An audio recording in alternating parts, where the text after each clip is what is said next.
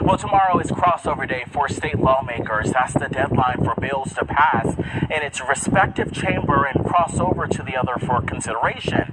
Two bills up for consideration are directly related to the violent protest in downtown Atlanta back in January. One bill would make rioting a felony under Georgia law, while the other would create the crime of arson to a police car. Well, this week, a committee of Georgia senators voted to move forward with election legislation that would, among other things, make drop boxes illegal in the state. But the bill may have hit a snag as local organizers voiced concerns about the impact it could have on disabled and minority voters. News Edge reporter Joy Dukes has that story for us.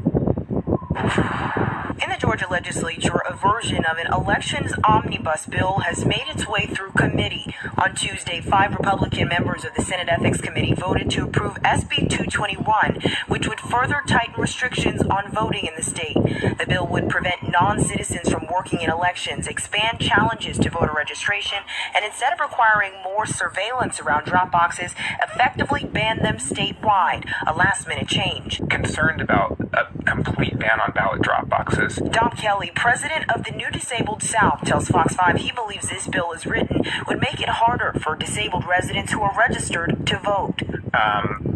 Over 850,000 voters that we know of have a disability. Kelly says he's one of those Georgians living with a disability. Particularly as a voter with a disability myself and as a leader of a disability rights and disability justice organization, I'm concerned for the Georgians that we serve. While SB 221 focused on changes to state law that were passed after false claims of widespread voter fraud during the 2020 presidential election, Republican lawmakers say there are no plans currently to take it to a full vote ahead of crossover day, somewhat of a relief to Kelly. SB 202 already made it harder for disabled voters. We don't need any other election legislation in this state that's going to make it more difficult. Crossover Day, which is Monday, March 6th, marks the halfway point in the 40-day legislative session. That's when all bills passed in one chamber would need to make it to the other chamber to have the best chance at becoming law. In Atlanta, Joy Dukes, Fox 5 News.